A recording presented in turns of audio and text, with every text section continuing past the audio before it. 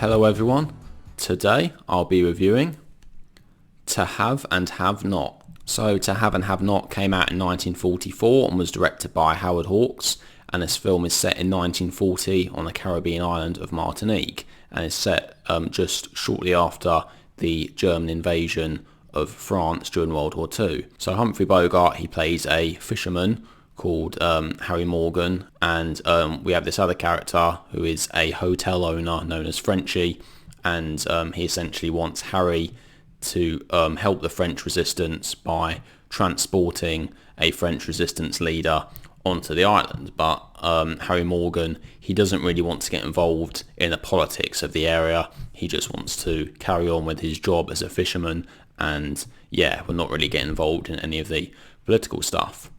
We're then introduced to Lauren Bacall's character, who is known as Slim, and she's an American who has recently come to the island, and, well, as you can probably expect, a romance starts to develop between her and Bogart's character. So this film has often been compared to Casablanca, and in fact, when it first came out, lots of critics and audiences didn't necessarily like it, and they often called it a bit of a remake of Casablanca. And I can definitely see some comparisons between this film and Casablanca because they're both set in an exotic location.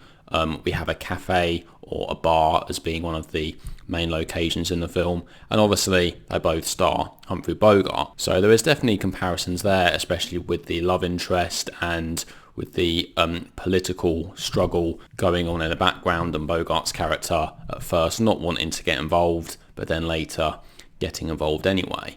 And is this as good as Casablanca? No, definitely not, but it is still an excellent movie. And I think what really helps this film is the chemistry between Bogart and Bacall. So they met each other on the set actually, and they began a relationship, and they ended up getting married the following year in 1945. And you can definitely tell that there's real chemistry there between the two of them, because in their scenes together, it just works so well. You can definitely tell that they like each other. And this film also does have an excellent supporting cast as well. Walter Brennan, he plays Bogart's shipmate called Eddie, and he's a bit of a drunk, so he obviously drinks quite a lot. He's a very funny character, a very sort of likeable guy, and he has some really funny lines, some really excellent dialogue. As I mentioned, this film is directed by Howard Hawks, and Howard Hawks was known for being brilliant with dialogue. I've seen a few of his films now, such as Bringing Up Baby and Only Angels Have Wings, and the dialogue is always very snappy, it's very quick and flows excellently with all these characters. You can definitely appreciate the way that the characters interact with each other. It really helps the story flow.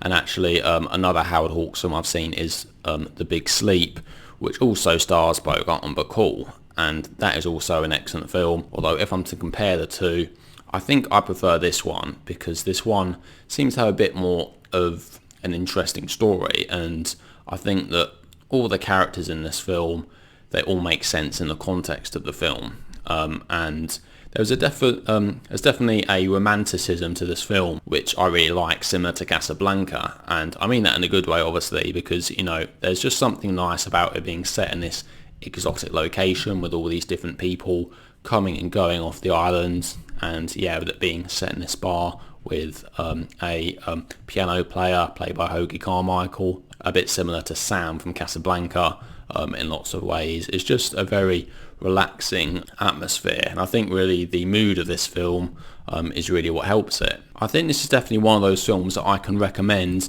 if you like people like Humphrey Bogart and Lauren Bacall, because this is the film where they teamed up, and this is the film that really helped them become that big famous Hollywood couple of the time. And especially if you like Casablanca, you will definitely enjoy this as well. I wouldn't necessarily say this is one of those films that you sort of have to see and it's one of those absolute classics, but it still is a very great movie from this era. Humphrey Bogart's one of those actors who I think is always excellent, and every film that I've seen Bogart in, he is absolutely brilliant, is definitely one of the greatest actors of all time. So if you see Humphrey Bogart in a film, I would say there's a very good chance it's going to be an excellent film. And his performance in this film is fantastic. But Also, Lauren Bacall is absolutely amazing as well. There's quite a few innuendos with her dialogue. She's very sexy and sultry with her sort of deep voice and her facial expressions. You can definitely see how Bogart was attracted to that, and that certainly helps with the chemistry. There's there's a few lines here and there which are quite memorable, which Bacall delivers, and just the way that she delivers them really absolutely works in the film. So we also get a few other actors who appeared in Casablanca as well, although they appear more minor roles, and we have this Gestapo agent who comes in a bit later, who is the villainous character, definitely adding some tension to the film. We later see what happens towards the end, so I'm not going to spoil the film too much and tell you the story, because there'd be no point in watching it otherwise. So overall, I do think that To Have and Have Not is an excellent film. It's if I was to give a genre to it, it would be a romance, adventure, drama, I suppose. It has a little bit of everything, similar to something like Casablanca as well, although not quite reaching the same heights as Casablanca. So overall, I'm going to give To Have and Have Not a rating of 9 out of 10.